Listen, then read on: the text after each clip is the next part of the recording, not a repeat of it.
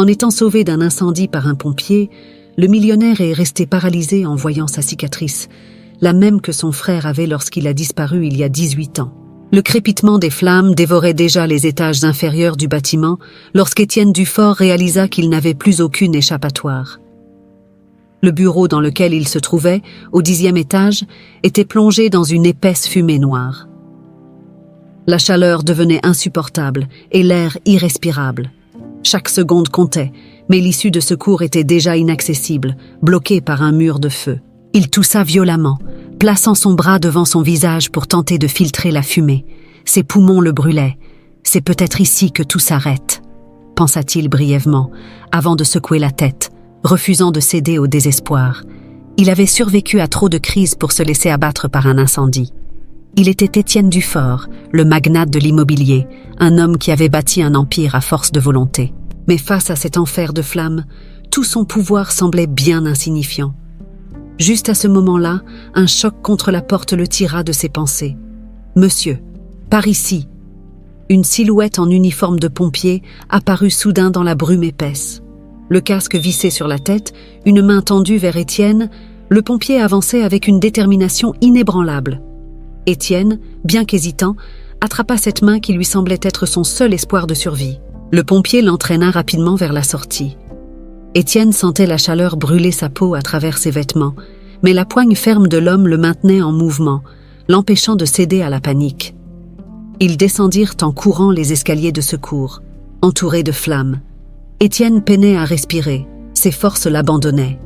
Ils franchirent enfin la porte de sortie et l'air frais de la rue frappa son visage comme une bouffée d'espoir. Étienne s'effondra sur le trottoir, reprenant son souffle entre deux quintes de toux. « Ça va aller », dit calmement le pompier, tout en posant un masque à oxygène sur le visage d'Étienne. Les sirènes retentissaient au loin, les équipes de secours étaient déjà en train de sécuriser le périmètre. Étienne leva les yeux pour voir le visage de son sauveur, et c'est là que son monde bascula. Une cicatrice, longue, fine, mais distincte. Étienne la reconnaîtrait entre mille. Elle longeait la mâchoire du pompier, comme celle qu'Olivier, son frère disparu, portait après cet accident de vélo durant leur enfance. C'était impossible. Son cœur se serra, battant à tout rompre dans sa poitrine. Était-ce lui ? « Monsieur, tout va bien ?» demanda le pompier en retirant son casque. Sa voix était posée, professionnelle, mais Étienne ne pouvait détacher son regard de cette cicatrice. Elle lui renvoyait directement 18 ans en arrière, à cette journée fatidique où Olivier avait disparu après l'incendie de leur propriété familiale à Nice. « Comment t'appelles-tu » balbutia Étienne, luttant pour reprendre ses esprits. Le pompier fronça les sourcils, visiblement surpris par la question. « Marc. Je m'appelle Marc. » Étienne sentit son cœur vaciller. Non, ce n'était pas possible. Mais cette cicatrice... Marc ne pouvait pas être Olivier, son frère perdu. Et pourtant, chaque fibre de son être lui criait le contraire. Était-il en train de perdre la tête ? La fatigue, l'adrénaline, tout cela pouvait fausser ses perceptions. Mais cette sensation persistait. « Merci, Marc », dit-il finalement, tentant de garder son calme malgré le tourbillon d'émotions qui menaçait de le submerger. Le pompier acquiesça d'un simple signe de tête avant de retourner vers ses collègues, laissant Étienne assis sur le trottoir, seul avec ses pensées. Ce n'était qu'une coïncidence, se répétait-il. Mais pourquoi cette cicatrice hantait-elle ses souvenirs ? Pourquoi ce visage lui semblait-il si familier ? Étienne secoua la tête. Il devait en avoir le cœur net. Ce pompier, Marc, était peut-être la clé pour résoudre le mystère qui l'avait tourmenté pendant tant d'années. Le mystère de la disparition d'Olivier. Plus tard dans la soirée, alors qu'il regagnait son appartement parisien, les images de la journée tournaient en boucle dans son esprit. Le souvenir d'Olivier, le jeune frère qu'il avait perdu dans des circonstances troublantes, revenait sans cesse. Ils avaient toujours été proches, jusqu'à cet horrible jour où tout avait changé. Étienne se servit un verre de vin rouge, essayant de se détendre, mais il savait que quelque chose d'important venait de se produire. Il ne pouvait pas ignorer cette intuition. Marc. Ce nom, cette cicatrice, tout cela ne pouvait pas être une simple coïncidence. Étienne était un homme rationnel, mais ce qu'il avait vu aujourd'hui le hantait. Il avait besoin de savoir la vérité, et pour cela, Il allait devoir creuser dans le passé de Marc, coûte que coûte. Cette nuit-là, Étienne ne parvint pas à fermer l'œil. Allongé dans son lit, il fixait le plafond de sa chambre, mais son esprit restait prisonnier des souvenirs d'Olivier et de cette terrible journée, 18 ans plus tôt, où tout avait basculé. Le visage de Marc, avec cette cicatrice si familière, ne cessait de hanter ses pensées. Était-il en train de se laisser emporter par ses émotions, ou y avait-il une réelle connexion entre Marc et Olivier, son frère disparu? Étienne se leva, attrapa une vieille boîte de souvenirs rangée dans un coin de son bureau et la déposa sur la table. C'était une boîte qu'il n'avait pas ouverte depuis des années, incapable de confronter ses souvenirs douloureux. Mais ce soir-là, il se sentait prêt. Il souleva délicatement le couvercle et les premières choses qu'il vit furent des photos d'enfance. Lui et Olivier, souriants, insouciants, jouant dans le grand jardin de leur maison familiale à Nice. Une photo attira particulièrement son attention. Elle montrait Olivier, un bandage sur la mâchoire, suite à cet accident de vélo. Étienne se souvenait de ce jour comme si c'était hier. Ils avaient décidé de faire la course dans les collines derrière la maison et Olivier, comme à son habitude, avait été imprudent. Une chute spectaculaire, suivie d'un séjour à l'hôpital et cette cicatrice qui marquerait son visage à jamais.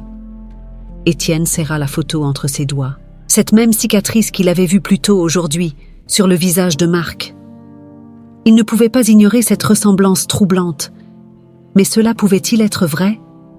Après tant d'années, après avoir perdu tout espoir de retrouver Olivier, Étienne était-il sur le point de découvrir ce qu'il s'était réellement passé? Il se remémorait les derniers jours avant la disparition de son frère. La tension dans la famille Dufort était palpable à l'époque. Leur père, un homme puissant mais distant, était en pleine guerre d'affaires avec des rivaux sans scrupules. Il y avait eu des menaces, des rumeurs de danger. Puis l'incendie avait ravagé leur propriété familiale. Olivier avait disparu ce jour-là, laissant Étienne seul avec une question qui le hantait depuis toujours. Qu'était-il arrivé à son frère? Étienne se revoyait, cherchant désespérément des réponses, fouillant chaque recoin des ruines calcinées de leur maison. Les autorités avaient le conclu à un accident, mais Étienne n'avait jamais pu se résoudre à accepter cette explication. Il savait que quelque chose de plus sombre se cachait derrière cet incendie, et plus les années passaient, plus il se persuadait que son père avait joué un rôle dans toute cette tragédie. Mais comment Marc pourrait-il être Olivier? Étienne murmurait à lui-même, en proie au doute. Il n'avait aucune preuve, seulement une intuition et cette maudite cicatrice. Pourtant, c'était suffisant pour qu'il ne puisse plus penser à autre chose. Étienne était un homme pragmatique, mais il savait aussi écouter son instinct, et cette fois, il sentait qu'il tenait quelque chose. Il passa le reste de la nuit à tenter de rassembler les pièces du puzzle. Il chercha des informations sur Marc, essayant de retracer son parcours. Quelques recherches sur Internet ne révélèrent pas grand-chose, juste des mentions de ses exploits en tant que pompier à Paris. Étienne savait qu'il aurait besoin de creuser plus profondément. Cela signifierait probablement faire appel à un détective privé, quelqu'un qui pourrait accéder à des informations plus confidentielles. Le lendemain matin, épuisé mais déterminé, Étienne appela son vieil ami Claude, un ancien détective qui l'avait aidé par le passé dans des affaires compliquées. Claude n'était pas étranger aux enquêtes sensibles et savait comment obtenir des informations que personne d'autre ne pouvait trouver. « Claude, j'ai besoin de tes services. Il s'agit d'une affaire personnelle cette fois. »« Ah, tu sais que je ne travaille plus vraiment, Étienne, » répondit Claude, avec une pointe de réticence dans la voix. « Je te paierai ce que tu veux, mais je dois savoir qui est ce Marc, ce pompier. Je dois savoir si c'est lui, si c'est... Olivier. » Claude resta silencieux un instant, comprenant l'importance de la demande d'Étienne. Il connaissait toute l'histoire de la disparition d'Olivier, et il savait combien cela avait affecté son ami. « Très bien, » finit-il par dire. « Je vais m'en occuper. Donne-moi quelques jours. » Étienne raccrocha, sentant un mélange d'anticipation et de nervosité. S'il avait raison, cela signifierait que son frère était vivant. Mais s'il se trompait, comment gérerait-il cette déception après tant d'années de doute et de douleur? Les jours qui suivirent furent une véritable torture. Étienne tenta de se concentrer sur son travail, mais son esprit revenait constamment à cette question obsédante. Et si Marc était vraiment Olivier? Il ne pouvait pas ignorer la sensation viscérale qu'il avait ressentie en voyant cette cicatrice. Chaque détail semblait confirmer son instinct. Le soir, lorsqu'il fermait les yeux, les souvenirs d'enfance avec Olivier refaisaient surface. Le rire de son frère résonnait dans sa tête, comme un écho lointain d'un passé heureux. Il n'était plus seulement question de retrouver son frère. Il s'agissait de combler ce vide qui le dévorait depuis tant d'années. Ce sentiment de culpabilité pour ne pas avoir pu le protéger. Étienne savait que cette quête ne serait pas facile. Il s'engageait sur un chemin qui pourrait bien raviver des blessures anciennes. Mais il n'avait pas le choix. Il devait aller au bout de cette histoire, pour Olivier, pour lui-même. Peu importe ce que cela lui coûterait. Étienne attendait, impatiemment, des nouvelles de Claude. Chaque minute semblait une éternité. Chaque jour qui passait ne faisait qu'attiser son obsession. Depuis l'incendie, depuis cette rencontre troublante avec Marc, son esprit ne trouvait aucun répit. Il savait qu'il devait creuser dans la vie de ce pompier, découvrir la vérité, aussi douloureuse soit-elle. Étienne était un homme habitué à contrôler chaque aspect de sa vie, et cette incertitude le rongeait de l'intérieur. Finalement, après quelques jours de silence, le téléphone d'Étienne sonna. C'était Claude. « J'ai trouvé quelques informations », annonça-t-il d'une voix grave. « Qu'est-ce que tu as découvert ?» demanda Étienne, tentant de dissimuler l'impatience dans sa voix. « Ce Marc n'est pas un homme ordinaire », répondit Claude. « Il a été adopté quand il avait environ 6 ans, mais il y a très peu de détails sur sa vie avant cela. Aucun dossier médical, aucun document scolaire avant l'adoption. C'est comme si sa vie avait commencé à partir de cette date. » Étienne sentit son cœur s'accélérer. Ce manque de traces concordait étrangement avec ce qu'il imaginait. Si Olivier avait été retiré de la famille pour sa protection, cela expliquait pourquoi il y avait si peu d'informations sur sa jeunesse. Était peut-être la preuve qu'il attendait. « Tu peux creuser davantage ? Je veux tout savoir sur cette adoption, qui l'a organisée, et pourquoi. Je vais faire ce que je peux, mais je te préviens, cela pourrait prendre du temps. Les dossiers d'adoption, surtout ceux qui remontent aussi loin, sont souvent protégés. » Étienne acquiesça, même si Claude ne pouvait le voir au téléphone. « Fais tout ce qu'il faut. Je veux des réponses. » Une fois la conversation terminée, Étienne se retrouva seul avec ses pensées, une fois de plus. Il se mit à imaginer ce que son frère, si c'était vraiment lui, avait pu vivre pendant toutes ces années. Était-il heureux? Avait-il souffert? Pourquoi n'avait-il jamais cherché à contacter sa famille? Ces questions le hantaient, et plus il réfléchissait, plus il se sentait responsable de ne pas avoir cherché plus tôt. Mais à l'époque, après l'incendie, il n'était qu'un adolescent lui-même, perdu et en colère contre le monde entier. Pour essayer de mieux comprendre qui était Marc aujourd'hui, Étienne décida de l'observer discrètement. Il se rendit à la caserne de pompiers où Marc travaillait. Ce n'était pas dans ses habitudes d'agir ainsi, mais il n'avait pas d'autre choix. Il devait en savoir plus avant de confronter directement Marc à ses soupçons. Assis dans sa voiture, garée non loin de la caserne, Étienne observa le va-et-vient des pompiers pendant plusieurs heures. Marc sortit à un moment, visiblement après son service. Étienne le suivit à distance, le regardant se fondre dans la vie parisienne, comme un homme ordinaire. Il s'arrêta dans une petite boulangerie pour prendre un café et un croissant, saluant la boulangère avec un sourire amical. Étienne sentit un mélange d'envie et de tristesse. Ce Marc semblait avoir une vie simple, une vie bien loin du tumulte des affaires et des scandales de la famille Dufort. Et si cet homme était bien Olivier, Étienne se demandait s'il avait le droit de perturber cette paix. Étienne continua à suivre Marc pendant quelques jours, discrètement.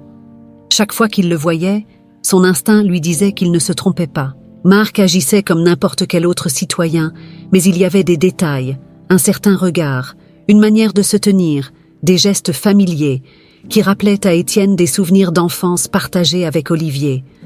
Mais il manquait encore une preuve irréfutable, quelque chose qui confirmerait ses soupçons. Un soir, alors qu'Étienne se trouvait chez lui, Claude l'appela de nouveau. « J'ai réussi à obtenir des informations supplémentaires sur l'adoption de Marc », annonça-t-il. Le cœur d'Étienne battait à tout rompre. « Dis-moi. » L'adoption a été organisée par une agence privée. Tout semble légal, mais il y a quelque chose de curieux. Les documents de naissance de Marc ont été modifiés, et l'origine de ces changements est floue. Ce genre de pratique était rare, mais pas impossible à l'époque. Il semble que quelqu'un ait voulu effacer son passé. Cette révélation fit l'effet d'un coup de poing dans le ventre d'Étienne. Cela correspondait exactement à ce qu'il soupçonnait. Si quelqu'un avait voulu effacer toute trace d'Olivier pour le protéger, cela aurait impliqué des modifications légales, comme celles dont Claude parlait. Étienne était désormais certain que Marc était bien son frère, mais il savait aussi qu'il ne pouvait pas simplement lui annoncer la nouvelle sans préparation. « Merci, Claude », dit-il enfin, essayant de contenir son excitation. « Continue de chercher. Je dois encore en savoir plus avant de lui en parler. »« Fais attention, Étienne », le prévint Claude. « Si c'est vraiment lui, ça ne sera pas facile à gérer, ni pour toi, ni pour lui. » Étienne hocha la tête, conscient du poids de cette vérité. Il savait que ce qu'il s'apprêtait à faire changerait leur vie à tous les deux, mais il n'avait pas le choix. Olivier était vivant, et il allait découvrir la vérité, quoi qu'il en coûte. Après plusieurs jours d'observation et d'investigation, Étienne sentait que le moment était venu d'affronter Marc. Il avait passé en revue chaque détail, chaque élément recueilli par Claude, et tout pointait dans la même direction. Marc devait être Olivier. Pourtant, il savait que cette conversation serait difficile, peut-être même dangereuse sur le plan émotionnel. Comment annoncer à un homme, qui semblait avoir trouvé la paix, que sa vie entière reposait sur un secret caché depuis presque 2 décennies? Étienne décida de prendre une approche directe. Il ne pouvait plus tourner autour du pot. Il s'était convaincu que la vérité était nécessaire, pour lui comme pour Marc. Il choisit de le retrouver à la sortie de son service de pompier, devant la caserne, là où il l'avait observé auparavant. Ce soir-là, l'air était frais, le ciel légèrement voilé par des nuages. Étienne attendait dans sa voiture, le regard fixé sur l'entrée principale. Il sentait une tension s'installer en lui, son cœur battait fort. Lorsque Marc sortit enfin de la caserne, Étienne sortit de la voiture et s'avança vers lui. « Marc » appela-t-il d'une voix ferme mais hésitante. Marc se retourna, surpris de voir Étienne devant lui. « Vous » répondit-il en fronçant les sourcils. Il avait visiblement du mal à comprendre pourquoi cet homme qu'il avait sauvé quelques jours plus tôt se trouvait maintenant ici, à l'attendre. « Je dois te parler. C'est important. » Étienne choisit de passer directement au tutoiement, un signe qui reflétait l'intimité implicite de ce qu'il allait révéler. Marc semblait déstabilisé par cette approche. Il resta silencieux un moment, jaugeant Étienne. Finalement, il hocha la tête. « Très bien, parle, je t'écoute. » Étienne prit une grande inspiration avant de plonger dans le vif du sujet. « Je pense que tu es mon frère, Olivier. » Les mots avaient franchi ses lèvres plus rapidement qu'il ne l'avait imaginé, mais maintenant qu'ils étaient dits, il ne pouvait plus reculer. Marc le fixa, choqué. Pendant quelques secondes, il ne sut pas quoi répondre. Puis il éclata de rire, un rire nerveux, presque incrédule. « Ton frère ?» répéta-t-il. « Qu'est-ce que tu racontes ? Je m'appelle Marc, je n'ai pas de frère. Vous devez vous tromper. » Étienne resta calme, malgré l'évidente confusion de Marc. « Écoute, je sais que c'est difficile à croire, mais tout correspond. La cicatrice sur ton visage, ton âge et même ton adoption. » Il sortit de sa poche quelques documents que Claude lui avait donnés. « Je t'ai observé, j'ai fait des recherches. Je sais que ça paraît fou, mais tu es Olivier, mon frère disparu depuis 18 ans. » Marc secoua la tête, son expression passant du choc à l'agacement. « Vous devez être complètement dingue. Je ne sais pas qui vous êtes ni ce que vous cherchez, mais vous vous trompez de personne. » Il commença à tourner les talons pour partir. Étienne fit un pas en avant, essayant de le retenir sans le toucher. « Marc, s'il te plaît, attends, juste écoute-moi. » Marc se retourna brusquement, le visage durci par la colère. « Non, toi, tu m'écoutes. Je ne suis pas ton frère. Je m'appelle Marc. J'ai été adopté, oui, mais cela ne fait pas de moi Olivier ou je ne sais quel fantôme que tu essaies de retrouver. Ma vie, c'est ici, maintenant. Je ne suis pas ton frère. » Les mots frappèrent Étienne comme un coup de poing. Il avait imaginé que Marc pourrait douter ou hésiter, mais il ne s'attendait pas à une telle réaction de rejet immédiat. Pourtant, il comprenait. Ce qu'il disait était trop bouleversant pour être accepté facilement. « Je comprends que tu sois en colère, » dit calmement Étienne. « Mais je t'en prie, prends au moins le temps d'y réfléchir. Je ne suis pas ici pour te causer des problèmes ou bouleverser ta vie. Je veux juste la vérité, pour moi autant que pour toi. » Marc croisa les bras, le regardant fixement. « Pourquoi est-ce si important pour toi ? Pourquoi tu t'accroches à cette idée ?» Étienne soupira, sentant que c'était le moment de tout dévoiler. « Parce que tu es la seule famille qu'il me reste. » Sa voix se brisa légèrement. « Olivier a disparu quand nous étions adolescents, après un incendie qui a détruit notre maison familiale à Nice. Depuis ce jour, je n'ai jamais cessé de le chercher, de chercher des réponses. Et quand je t'ai vu, avec cette cicatrice, avec tous ces détails, je n'ai pas pu m'empêcher d'y croire. » Marc le regarda longuement, sans dire un mot. Le silence entre eux devint lourd, presque insoutenable. Puis, finalement, Marc rompit le silence. « Et si tu te trompes? Et si tout ça n'était qu'une coïncidence? Que ferais-tu » demanda-t-il d'une voix plus calme, mais encore sur la défensive. Étienne hocha la tête. « Si je me trompe, je m'en irai, et tu ne me reverras plus jamais. Mais je pense que ce n'est pas le cas. » Marc resta silencieux, visiblement ébranlé par l'honnêteté d'Étienne. Mais malgré tout, il secoua la tête une fois de plus. « Je ne suis pas prêt à entendre ça. Je ne peux pas accepter que ma vie soit une erreur, un mensonge. Laisse-moi tranquille. » Sans un mot de plus, Marc tourna les talons et s'éloigna, laissant Étienne seul dans la rue. Étienne le regarda partir, le cœur lourd. Il savait que ce ne serait pas aussi simple, mais il ne pouvait abandonner maintenant. Marc, ou Olivier, était son frère, et il allait devoir trouver un autre moyen de le convaincre. Étienne rentra chez lui, l'esprit lourd après la confrontation avec Marc. Il savait que les choses ne se dérouleraient pas comme il l'avait espéré, mais il ne s'attendait pas à une telle résistance. Malgré tout, il était encore plus déterminé à découvrir la vérité. S'il voulait prouver à Marc qu'il était Olivier, il devait trouver des preuves tangibles, quelque chose d'irréfutable. En se remémorant leur conversation, une idée germa dans son esprit. Étienne se souvint de la vieille propriété familiale à Nice, celle qui avait brûlé il y a 18 ans. Cette maison avait toujours été entourée de mystères, non seulement en raison de l'incendie, mais aussi à cause des tensions qui avaient marqué les derniers mois avant la disparition d'Olivier. Peut-être que les réponses qu'il cherchait se trouvaient là-bas, parmi les souvenirs et les secrets que leur père avait soigneusement enfouis. Le lendemain, sans perdre de temps, Étienne décida de se rendre à Nice. Il prit un vol tôt le matin, le cœur serré à l'idée de retourner à cet endroit où tout avait basculé. Durant le trajet, il réfléchit aux dernières semaines. Ce retour au passé éveillait des émotions enfouies depuis des années, des sentiments qu'il avait cherché à étouffer en se concentrant sur son travail et son succès. Mais maintenant, tout revenait à la surface. Lorsqu'il arriva à Nice, le paysage lui rappela immédiatement sa jeunesse. La mer Méditerranée scintillait sous le soleil, et les collines verdoyantes qui entouraient la ville lui semblaient à la fois familières et étrangères. Il prit un taxi en direction de l'ancienne propriété des Dufort, aujourd'hui en ruine, une vaste demeure qui portait encore les cicatrices de l'incendie. En s'approchant de la propriété, Étienne sentit une vague de nostalgie et de tristesse le submerger. Les grilles rouillées étaient ouvertes, et les jardins autrefois impeccables étaient maintenant envahis par la végétation. La maison, bien que toujours debout, était en grande partie calcinée, les murs noircis par le feu. Il inspira profondément avant de franchir le seuil. À l'intérieur, tout était à l'abandon. Le sol craquait sous ses pas, et l'air était chargé de poussière et d'humidité. Étienne parcourut les couloirs en silence, ses souvenirs de cette époque tourbillonnant dans son esprit. Il se revoyait courir avec Olivier, jouer à cache-cache dans les vastes pièces, avant que tout ne soit détruit. Il se souvenait aussi des disputes entre leurs parents, des regards inquiets de sa mère et des discussions secrètes de son père dans son bureau. Étienne se dirigea instinctivement vers ce bureau. C était une pièce qu'il connaissait bien, mais où il n'avait jamais été autorisé à entrer sans permission. Il savait que C était là que son père gardait ses affaires les plus importantes. Il poussa la porte, qui s'ouvrit dans un grincement.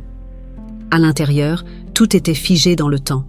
Le bureau de bois massif était toujours là, recouvert de poussière, avec des livres éparpillés sur les étagères. Étienne commença à fouiller, cherchant des indices. Il ouvrit les tiroirs, retournant des documents, des lettres, des carnets, mais rien ne semblait lié à Olivier. Soudain, il tomba sur un petit coffret en métal dissimulé dans une armoire. Il le sortit, son cœur battant plus vite, sentant qu'il approchait de quelque chose d'important. Il l'ouvrit avec précaution et découvrit une pile de lettres soigneusement rangées. L'une d'elles attira immédiatement son attention. Elle, écriture était celle de sa mère. La lettre était datée de quelques jours avant l'incendie. Étienne la déplia avec des mains tremblantes et commença à lire. « Mon cher Étienne, si tu lis cette lettre, c'est que je ne suis plus là pour te raconter la vérité en personne. Il y a tant de choses que ton père et moi avons gardées secrètes, pensant que c'était pour le mieux, mais je réalise maintenant que cela a causé plus de mal que de bien. La vérité sur Olivier. Ton frère n'a pas disparu par accident. Ton père a pris la décision déchirante de le faire adopter pour le protéger. À l'époque, nous étions sous la menace d'ennemis qui voulaient s'en prendre à nous, et ton père pensait que c'était la seule manière de garder Olivier en sécurité. Ce fut une décision que je n'ai jamais pu accepter entièrement, mais je l'ai soutenu malgré tout, pensant qu'il faisait cela pour le bien de notre famille. Olivier a été confié à une agence d'adoption privée, et ils ont effacé toutes les traces de son passé pour qu'il puisse commencer une nouvelle vie. Il ne savait rien de tout cela. Il était trop jeune. Je t'en prie, pardonne-nous.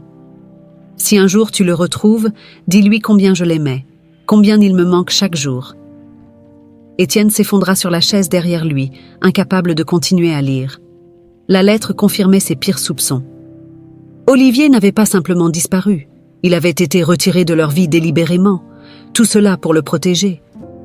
Son père avait orchestré l'adoption, effaçant toute trace de son existence, et sa mère avait emporté ce secret dans sa tombe.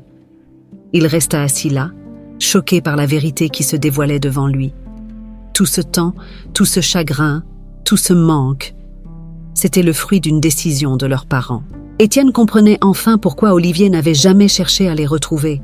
Il ne savait même pas qu'il était Olivier. Il serra la lettre contre lui, déterminé à aller jusqu'au bout. Maintenant qu'il savait la vérité, il devait la confronter avec Marc. Mais comment lui annoncer qu'il n'était pas simplement adopté, mais qu'il avait été retiré de sa famille pour échapper à des ennemis mystérieux? Étienne savait que la route serait difficile, mais il ne pouvait plus faire marche arrière. Le retour à Paris après la découverte de la lettre fut un mélange de soulagement et d'angoisse pour Étienne. Il tenait enfin une preuve tangible entre ses mains, une vérité qui pourrait changer le cours de sa vie et celle de Marc, ou plutôt d'Olivier. Mais comment annoncer une telle révélation à un homme qui avait nié toute connexion avec ce passé? Étienne savait qu'il ne pouvait pas attendre plus longtemps. La lettre de sa mère lui avait donné le courage nécessaire pour affronter son frère une fois de plus. Après plusieurs jours de réflexion, il décida de rencontrer Marc dans un lieu plus neutre. Il lui envoya un message simple. « Nous devons parler. C'est important. Retrouvons-nous au parc près de la Seine, à 18h. » Il espérait que la curiosité l'emporterait et que Marc viendrait. À l'heure convenue, Étienne se tenait sous un grand chêne, observant les passants. Le parc était calme, baigné par la lumière dorée du soleil couchant. Une brise légère faisait danser les feuilles des arbres, et l'air était frais. Étienne, bien que nerveux, essayait de se concentrer sur la beauté du moment pour apaiser ses pensées. Finalement, Marc apparut. Il marchait lentement vers Étienne, son visage affichant une certaine méfiance, mais aussi de la curiosité. Étienne savait que Marc N n'était pas venu par hasard. Quelque chose dans leur précédente conversation l'avait visiblement troublé. « Alors, qu'est-ce que tu veux me dire cette fois ?» demanda Marc en croisant les bras, se tenant à quelques pas d'Étienne.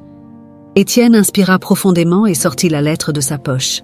Il la tendit à Marc, qui la regarda d'un air sceptique avant de la prendre. « C'est une lettre de notre mère, » commença Étienne doucement. « Elle a été écrite juste avant l'incendie. Elle raconte ce qui est arrivé à Olivier, ce qui t'est arrivé. Je veux que tu la lises. » Marc fronça les sourcils, visiblement agacé par l'insistance d'Étienne à le rattacher à ce passé qu'il refusait de reconnaître. Pourtant, quelque chose dans le regard d'Étienne le poussa à lire la lettre. Il déplia lentement le papier jauni et commença à parcourir les lignes. Au fur et à mesure qu'il avançait dans la lecture, son visage se transformait. L'incrédulité fit place à une profonde confusion, puis à un mélange de choc et de tristesse. Lorsqu'il eut fini, Marc baissa lentement la lettre, mais resta silencieux, le regard fixé sur le sol. Étienne sentit la tension dans l'air, sachant que ces moments de silence étaient cruciaux. « Tu vois maintenant pourquoi je devais te parler ?» dit finalement Étienne, brisant doucement le silence. « Mais c'est la preuve que tu es Olivier. Ce N n'était pas un hasard que tu sois adopté.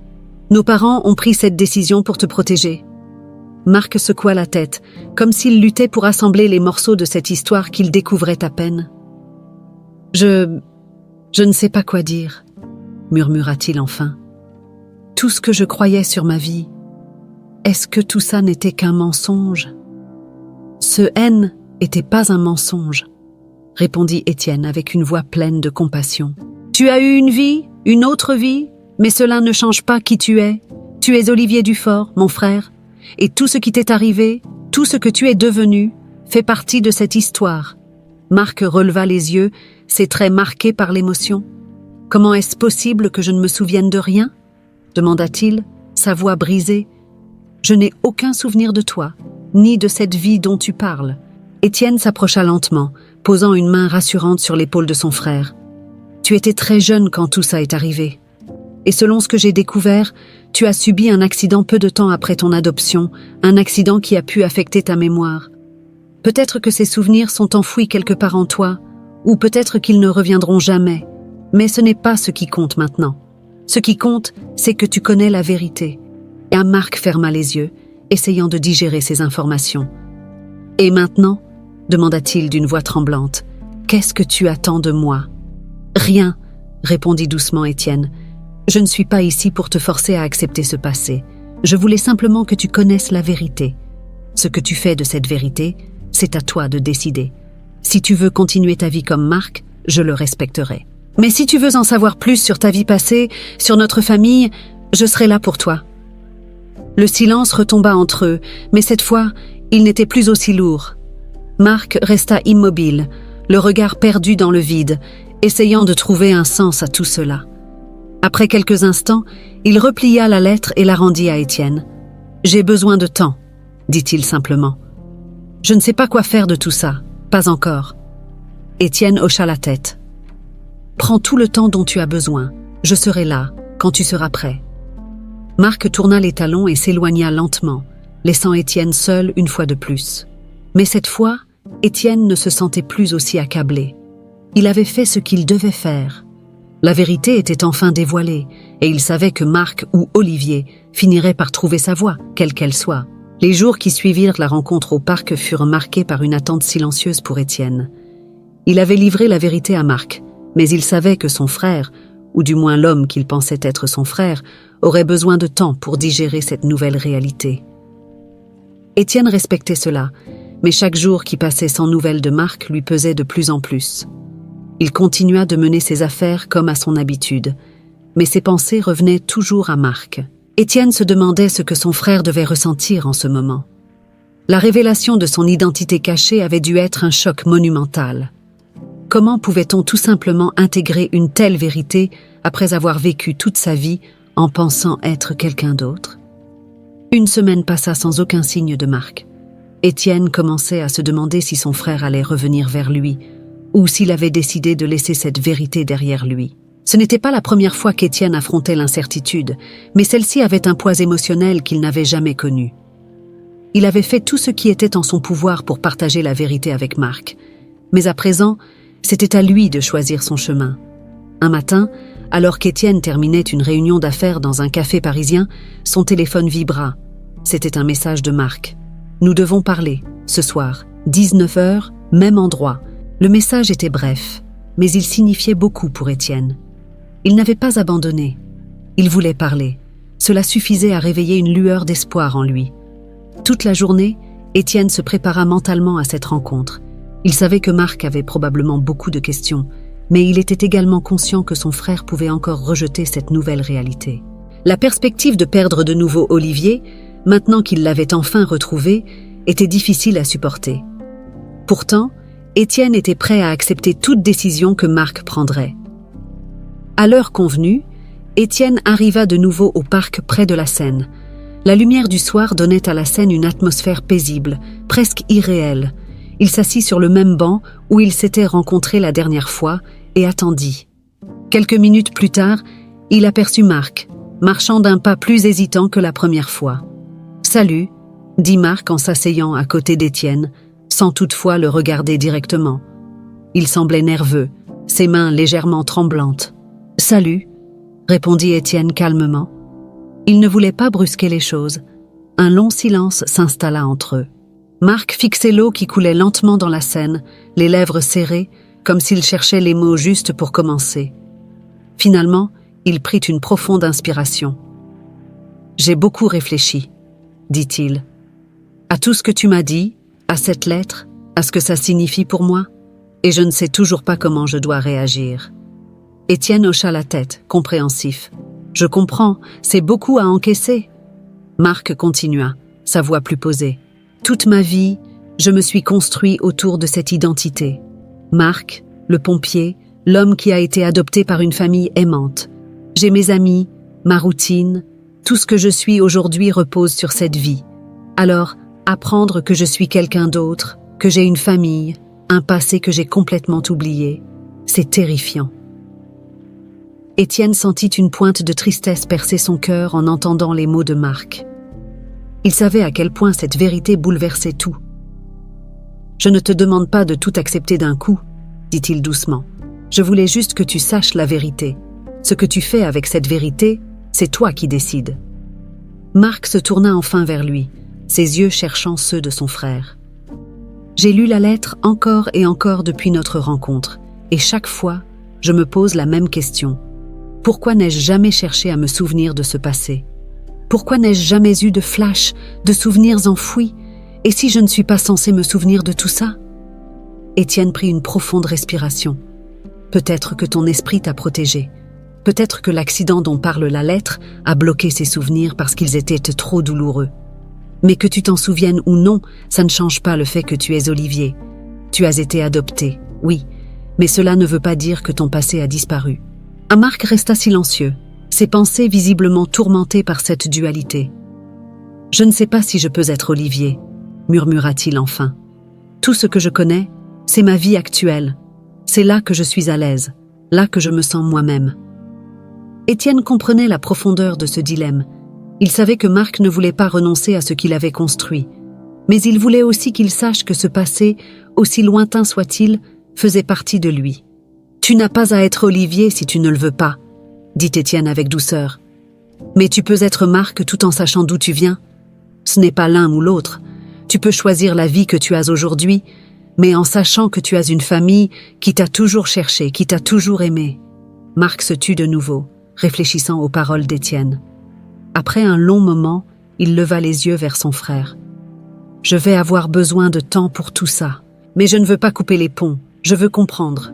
Peut-être que je pourrais en apprendre plus sur cette famille, sur ce que j'ai perdu. » Étienne sourit légèrement, soulagé. C'était un premier pas, et pour lui, c'était déjà une victoire. « Je serai là pour t'aider à chaque étape, » promit-il. Marc hocha la tête, et cette fois, il semblait y avoir une sorte de paix dans ses yeux, une réconciliation avec l'idée que sa vie ne serait plus jamais tout à fait la même. Les jours qui suivirent la deuxième rencontre avec Étienne furent profondément perturbants pour Marc.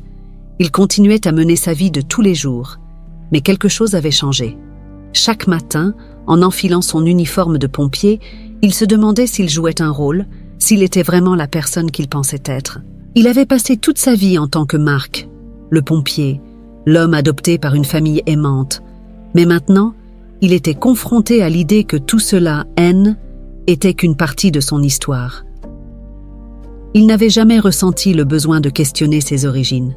Ses parents adoptifs l'avaient aimé, l'avaient élevé comme leur propre enfant, et il n'avait jamais eu de raison de chercher plus loin. Pourtant, maintenant que Étienne lui avait révélé cette vérité, cette lettre, ses souvenirs enfouis, Marc se retrouvait dans un tourbillon d'incertitudes. Qui était-il vraiment ? Marc ou Olivier ? Ou peut-être les deux à la fois ? Ces questions tournaient en boucle dans son esprit, le rendant incapable de se concentrer pleinement sur son travail.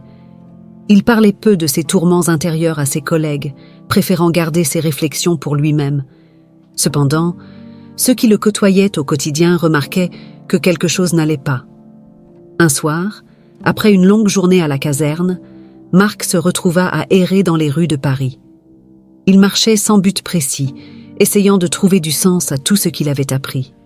Il repensait à la lettre d'Étienne, à l'histoire de son adoption et aux ennemis de la famille Dufort qui avaient forcé ses parents biologiques à le protéger en l'envoyant loin.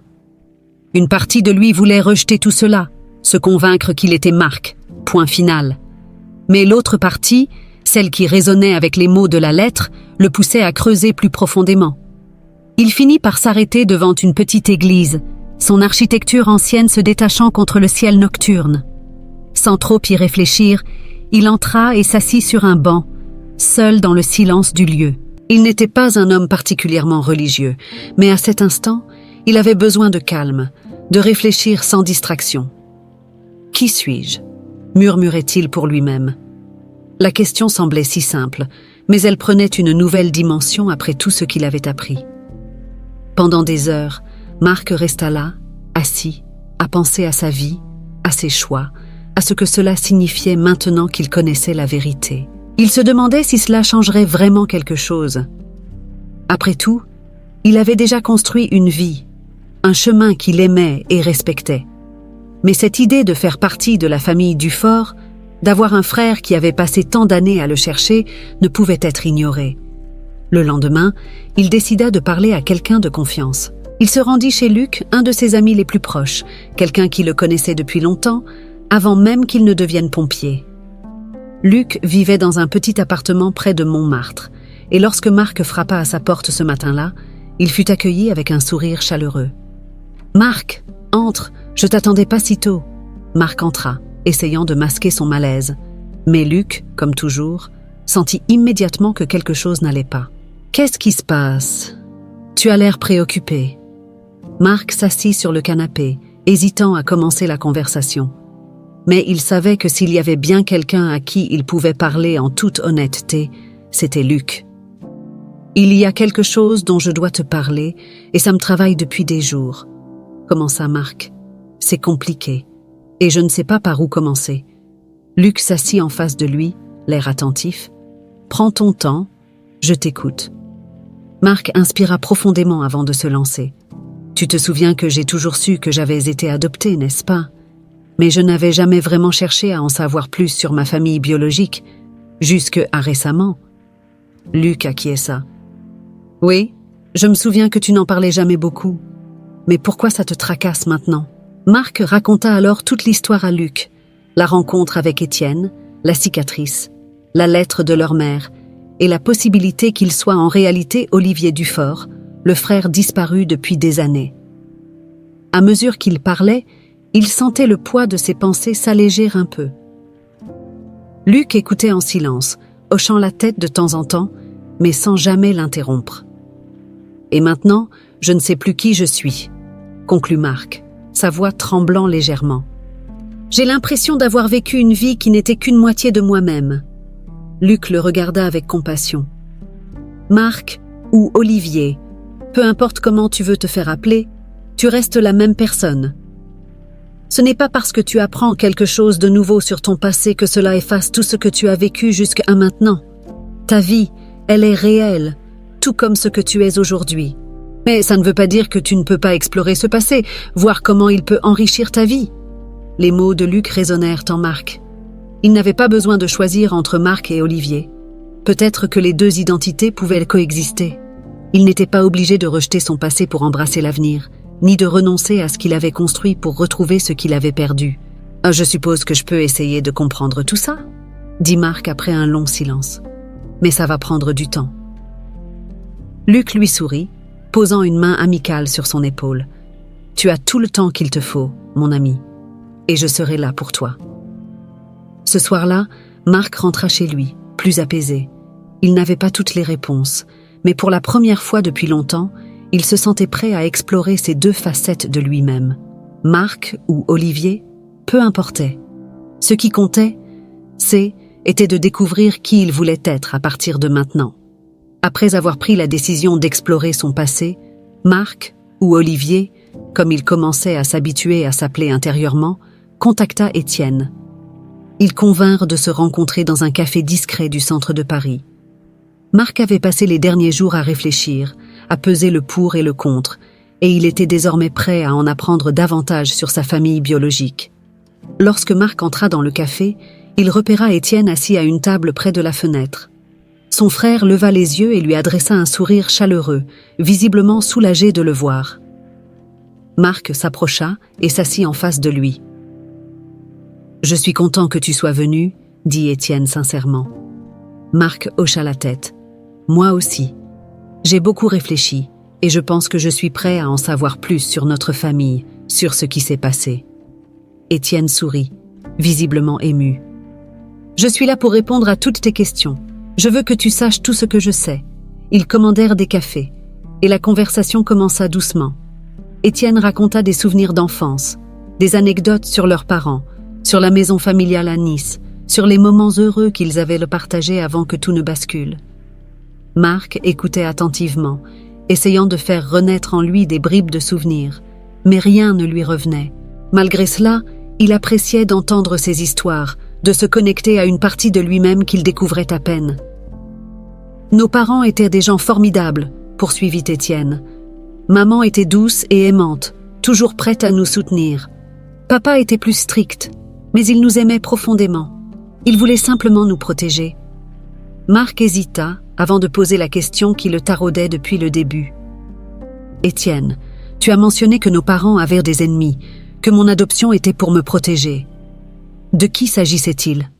Le visage d'Étienne se ferma légèrement. C'est une histoire compliquée. Notre père était impliqué dans des affaires qui ont attiré l'attention de personnes mal intentionnées, des rivalités professionnelles qui ont dégénéré. Lorsque les menaces sont devenues trop sérieuses, ils ont décidé de t'éloigner pour ta sécurité. « Et l'incendie » demanda Marc, le cœur serré. Étienne baissa les yeux. L'incendie a été provoqué. C'était une attaque contre notre famille. Nos parents, ils n'ont pas survécu. J'ai réussi à m'échapper, mais tout a été détruit. Après cela, j'ai été recueilli par notre oncle Claude, qui m'a aidé à reconstruire ma vie. Depuis, j'ai consacré beaucoup de temps à te chercher. Marc sentit une vague d'émotion l'envahir. Apprendre la mort de ses parents biologiques, même s'il n'en avait aucun souvenir, était bouleversant. « Je suis désolé », murmura-t-il. Étienne leva les yeux vers lui, surpris. « Désolé de quoi? Tu n'as rien à te reprocher. Tout cela est de la faute de ceux qui nous ont fait du mal. » Marc prit une profonde inspiration. « Je suis désolé de ne pas avoir été là, de ne pas avoir pu me souvenir. »« Ce n'est pas ta faute, » insista Étienne. « Personne ne peut te blâmer pour ce qui s'est passé.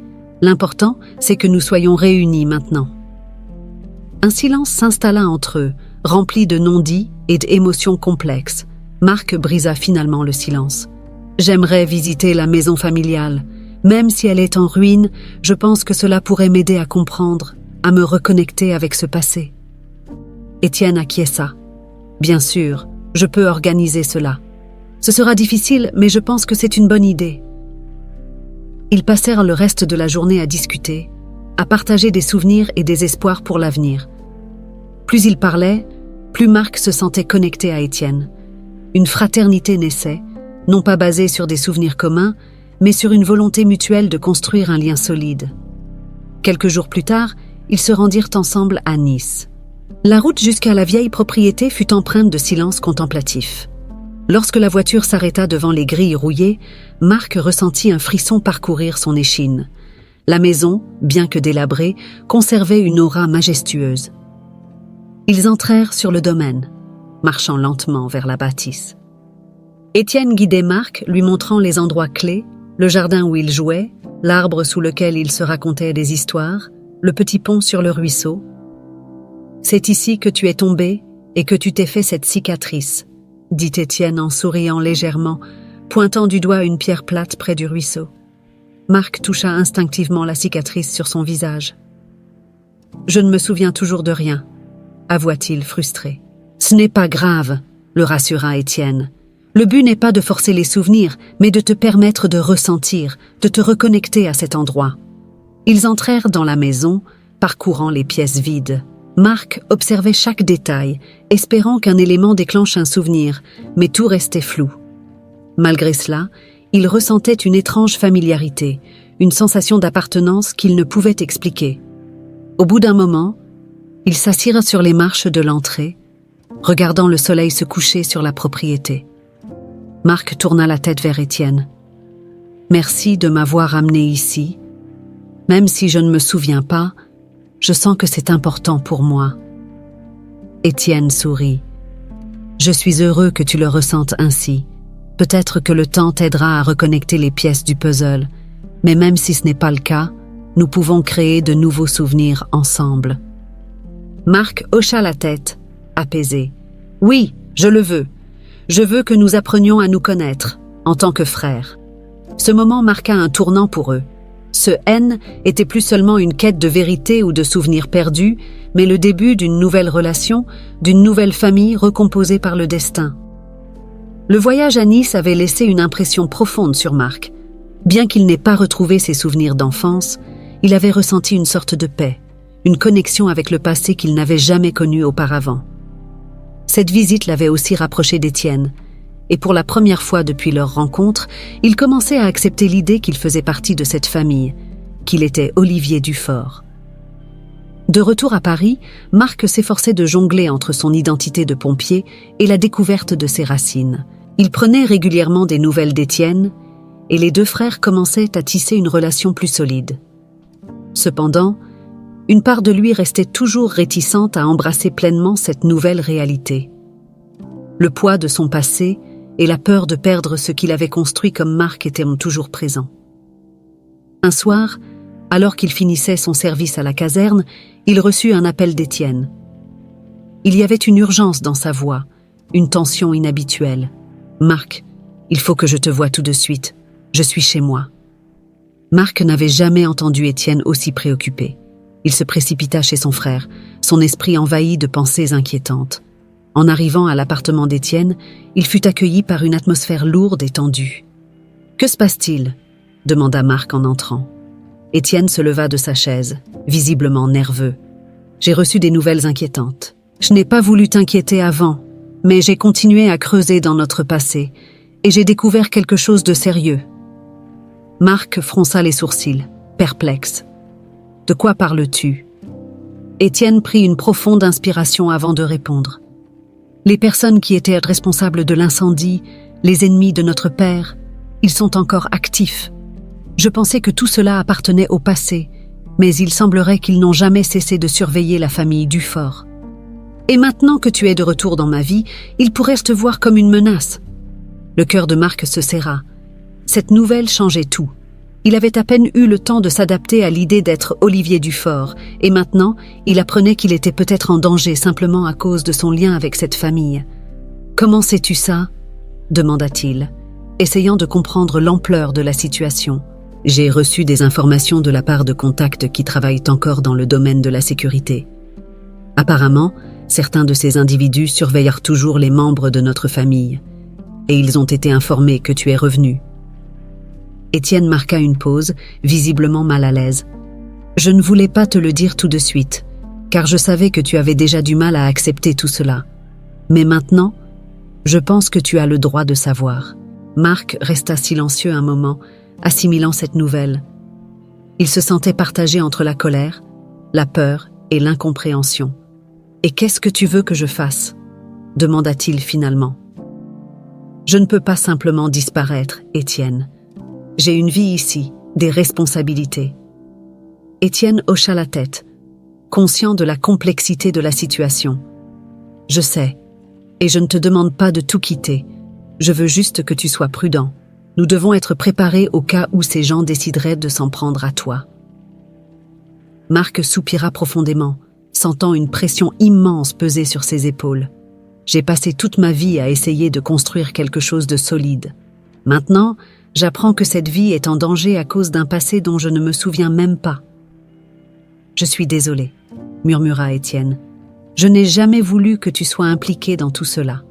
Mais tu as le droit de savoir. Je ne veux pas que tu te retrouves dans une situation où tu es pris au dépourvu. » Marc se passa une main sur le visage, essayant de chasser le sentiment d'impuissance qui s'installait en lui. « Et maintenant ? Que devons-nous faire ?» Étienne réfléchit un moment avant de répondre. « Je vais contacter des amis dans la sécurité privée pour qu'ils te surveillent de loin. Rien de trop intrusif, mais assez pour s'assurer que tu es en sécurité. » Marc hocha la tête, acceptant la proposition de Étienne. Il n'aimait pas l'idée d'être surveillé, mais il comprenait la nécessité de prendre des précautions. Tout cela semblait irréel, comme si sa vie avait soudainement basculé dans un film d'action, où des ennemis invisibles le menaçaient en raison d'un passé qu'il n'avait jamais choisi. Pendant plusieurs minutes, le silence s'installa dans la pièce. Marc fixait le sol, tandis qu'Étienne l'observait avec un mélange de culpabilité et d'inquiétude. « Marc, » dit enfin Étienne, brisant le silence, « je veux que tu saches que quoi qu'il arrive, je serai là pour toi.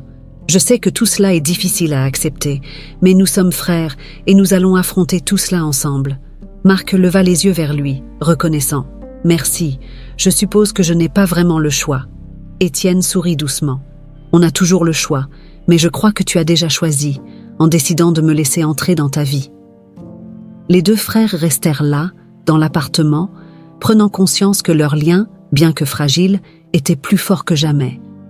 Ce N n'était pas la réunion simple et joyeuse que Marc avait imaginée, mais C était leur réalité. Une réalité où leur passé commun les rattrapait, les forçant à s'unir face aux dangers qu'ils n'avaient jamais prévus. Au fur et à mesure que la nuit avançait, Marc sentit que, malgré toutes les incertitudes, il avait au moins trouvé un allié en Étienne. Les deux frères étaient eux déterminés à ne plus laisser le passé les diviser, mais à faire face, ensemble, à ce que l'avenir leur réservait. Les jours qui suivirent l'avertissement d'Étienne furent teintés d'un mélange d'appréhension et de réflexion pour Marc. Il continuait de travailler comme pompier, essayant de garder une certaine normalité dans sa vie quotidienne, mais une part de lui restait constamment sur ses gardes. Il savait désormais que son lien avec les Dufort faisait de lui une cible potentielle. Cependant, malgré la menace qui planait, Marc refusait de céder à la peur. Étienne, fidèle à sa promesse, avait pris des mesures pour assurer la sécurité de son frère. Des agents de sécurité privés surveillaient discrètement les mouvements de Marc, mais sans interférer dans sa vie quotidienne. Leur présence était presque imperceptible, mais Marc savait qu'ils étaient là, prêts à intervenir si nécessaire. Un soir, après une longue journée de travail, Marc reçut un message d'Étienne. « Viens dîner chez moi ce soir. Il est temps que tu rencontres une autre partie de notre passé. » Intrigué, Marc accepta l'invitation, même s'il ne savait pas à quoi s'attendre. Lorsqu'il arriva chez Étienne, il fut accueilli par son frère, souriant mais visiblement nerveux. Ils s'assirent à table, et après quelques banalités échangées, Étienne finit par entrer dans le vif du sujet. « Il y a quelqu'un que tu dois rencontrer, » dit-il, sa voix plus grave. « Quelqu'un qui a été très proche de notre famille et qui a joué un rôle important dans ce qui s'est passé après l'incendie. » Avant que Marc ne puisse répondre, la porte s'ouvrit derrière lui. Il se retourna et vit entrer une femme d'une 50aine d'années, au regard intense et au port altier. Elle semblait à la fois familière et étrangère, comme si elle portait avec elle des fragments d'un passé que Marc ne pouvait saisir. « Marc, je te présente Clara. Elle était une amie proche de notre mère. Après l'incendie, elle a aidé notre père à te protéger. C'est elle qui a supervisé ton adoption. » Marc resta silencieux, observant Clara avec une intensité qu'il ne parvenait pas à contenir. Elle le regardait, visiblement émue, mais d'une manière distante, comme si elle craignait de trop s'impliquer. « C'est un honneur de te rencontrer, Olivier, » dit-elle doucement, son regard le scrutant comme si elle essayait de retrouver le petit garçon qu'elle avait connu. « Marc, » corrigea-t-il automatiquement, son cœur battant à tout rompre. « Je m'appelle Marc. » Clara hocha la tête, respectant son choix. « Bien sûr, Marc, je suis désolée de ne pas avoir été là plus tôt, mais ta sécurité était notre priorité. » Marc sentit une vague d'émotion monter en lui, mais il tenta de la contenir. « Pourquoi ?» demanda-t-il, la voix tremblante. « Pourquoi ne m'avez-vous jamais laissé revenir? Pourquoi ne m'avez-vous pas dit la vérité ?» Clara soupira, visiblement prête à affronter ces questions difficiles. « Ton père et ta mère ont pris des décisions dans l'urgence, face à des menaces terribles. Après l'incendie, il était trop dangereux pour toi de rester dans la famille Dufort. Nous pensions que le meilleur moyen de te protéger était de te donner une nouvelle vie, loin des ennemis de la famille. Et vous n'avez jamais pensé à me le dire une fois que le danger était passé ?» Marc ressentait une colère sourde monter en lui. Il avait l'impression qu'on lui avait volé une partie de sa vie. Clara baissa les yeux. « À un certain point, nous avons pensé que était trop tard. Tu étais heureux avec ta nouvelle famille, et nous ne voulions pas bouleverser ta vie à nouveau. Mais maintenant, avec tout ce qui s'est passé, il était temps que tu connaisses la vérité. » Marc se tourna vers Étienne, cherchant un soutien silencieux. Étienne acquiesça, encourageant Marc à exprimer ses sentiments. « Je comprends pourquoi vous avez fait ce que vous avez fait », dit finalement Marc, sa voix plus calme. « Ah, mais ça ne change pas le fait que j'ai l'impression d'avoir vécu dans le mensonge. » Clara hocha la tête. « Je comprends. Et je suis désolée pour cela. Mais sache que tout ce que nous avons fait, était pour te protéger. » Un silence lourd s'installa autour de la table, chacun absorbé dans ses pensées. Marc réfléchissait à ce qu'il venait d'entendre. D'une part, il comprenait la nécessité de le protéger, mais d'autre part, il ne pouvait s'empêcher de ressentir une certaine amertume face à ce passé qui lui avait été caché. Étienne, voyant la tension qui pesait sur la pièce, prit la parole.